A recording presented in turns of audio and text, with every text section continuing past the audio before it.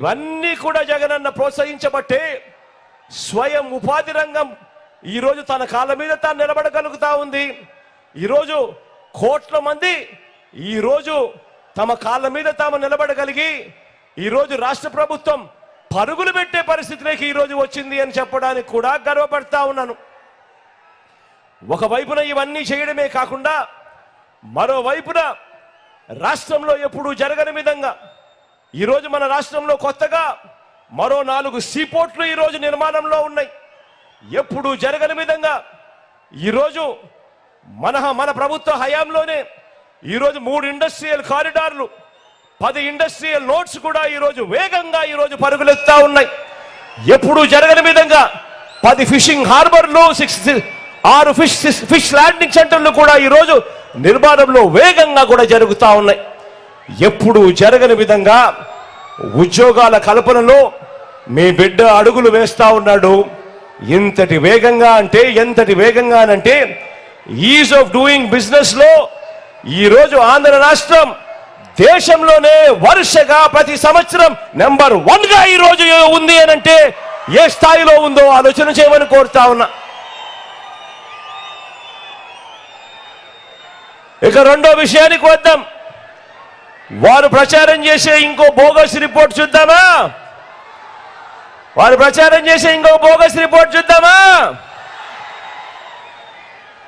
రైతంటే బాబుకు ప్రేమట.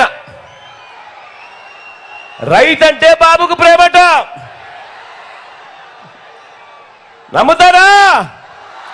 2 చేతులు పైకెత్తాలబ్బా. ఇలా రైతంటే బాబుకు ప్రేమట.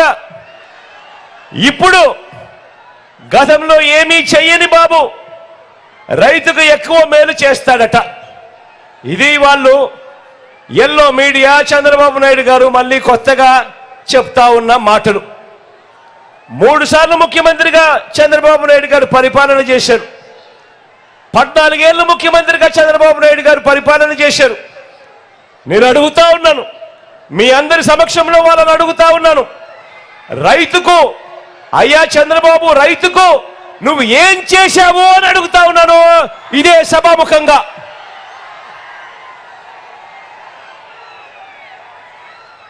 రైతుకు ఏం చేశాడో చెప్పటము ఆయన వల్ల కాదు, కానీ నేనే చెబుతా ఆయన ఎంత ద్రోహం చేశాడు. చెప్పాలా?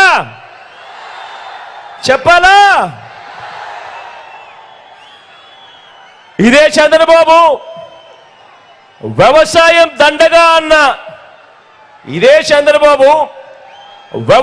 దండగా అన్న ఏకైక ముఖ్యమంత్రి ప్రపంచ చరిత్రలో ఎవడైనా ఉన్నాడు అని అంటే అది ఈ చంద్రబాబే. రైతుకు కరెంటు ఉచితంగా ఇస్తే ఆ తీగలపై బట్టలారేసుకోవాలి అన్నాడు కూడా ఈ చంద్రబాబే. ఈ రైతుల మీద ప్రేమ లేని ఈ వ్యక్తే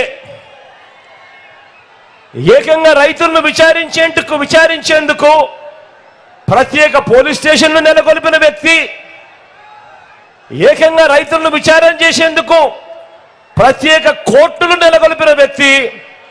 ఎవరైనా కూడా ఈ భారతదేశ చరిత్రలో ఎవరైనా ముఖ్యమంత్రి ఉన్నాడు అని అంటే అది కేవలం ఈ ఒక్క నారా చంద్రబాబు నాయుడు గారే. ఇది చంద్రబాబు నాయుడు గారికి రైతుల మీద ఉన్న ప్రేమ. సరే ఇదంతా గతం. మీ అందరికీ బాగా గుర్తు ఉండే ఉంటుంది కదా. 2014 నుంచి 2019 మధ్యలో ఇదే చంద్రబాబు నాయుడు గారు ముఖ్యమంత్రిగా ఉన్నప్పుడు అధికారంలో ఉన్న 3వసారి ఆయన ముఖ్యమంత్రిగా ఉన్నప్పుడు రైతులకు ఆయన ఏం చెప్పాడు, 2014 మేనిఫెస్టోలో ఏం చెప్పాడు, రైతులకు ఆయన ఏం చేశాడు మీ అందరికీ గుర్తుందా? ఏకంగా 87,612 కోట్ల రూపాయలు రైతుల రుణాలన్నీ మాఫీ చేస్తానన్నాడు. చేశాడా? 2 చేతులు పైకెత్తాలబ్బా. ఇలా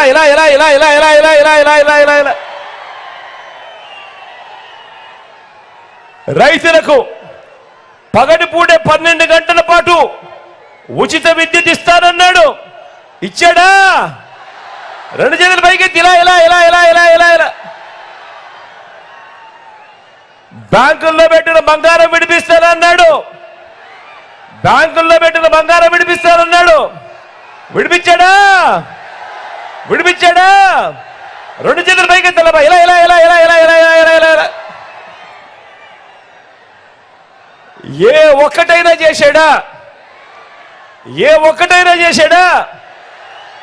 పైగా రైతులకు 0 వడ్డీ ఎగరగొట్టేశాడు. ఇన్పుట్ సబ్సిడీ సైతం 2017 నుంచి ఎగ్గొట్టేశాడు. కరెంటు విషయంలోనూ బకాయిలే, ధాన్యం సేకరణలోనూ బకాయిలే, రైతుల నుంచి కొనుగోలు చేసిన విత్తనాలను సైతం ఇవ్వకుండా బకాయిలే. ఇది చంద్రబాబు నాయుడు గారు 2014 నుంచి 19 మధ్యలో చేసిన ఆయన చరిత్ర. ఇక ఒక్కసారి మరి మీ జగన్ ఏం చేశాడో ఒకసారి ఆలోచన చేద్దామా? మరొకసారి మీ బిడ్డ ఏం చేశాడో ఒకసారి ఆలోచన చేద్దామా? మీ బిడ్డ తొలిసారి ముఖ్యమంత్రి. మీ బిడ్డ తొలిసారి ముఖ్యమంత్రి. కేవలం 58 నెలల పాలనలో మీ బిడ్డ చేశాడు. గతంలో ఎప్పుడూ జరగనట్టుగా, గతంలో ఎప్పుడూ కూడా ఎవరు ఆలోచన కూడా చేయనట్టుగా రైతన్నకు మొట్టమొదటిసారిగా ఈ రాష్ట్రంలో రైతన్నకు పెట్టుబడికి సహాయంగా రైతు భరోసా ఇస్తా ఉన్న ఏకైక ప్రభుత్వం ఈ రాష్ట్ర చరిత్రలో ఏదైనా ఉంది అనంటే అది మీ బిడ్డ ప్రభుత్వం అని చెప్పడానికి గర్వపడతా ఉన్నాం. ఏకంగా ప్రతి ఏటా 13,500 రూపాయలు ప్రతి రైతన్న చేతిలోనూ పెడతా ఉన్నాం. ఈ 5 సంవత్సరాలలో ఒక్క రైతు భరోసా అన్న ఒక్క పథకం ద్వారా అక్షరాల ప్రతి రైతన్నకు 67,500 రూపాయలు ప్రతి రైతన్నకు ఇచ్చాము అని కూడా గర్వంగా చెప్తా ఉన్నాను. ఈ సందర్భంగా ఏమన్నా ఏమన్నా ఏమక్క మీ బిడ్డ మేనిఫెస్టోలో 50,000 ఇస్తానన్నాడు. చెప్పిన దానికన్నా మిన్నగా 67,500 ఇచ్చాడా లేదా అని అడుగుతా ఉన్నాను. ఇచ్చాడా లేదా అని అడుగుతా ఉన్నాను.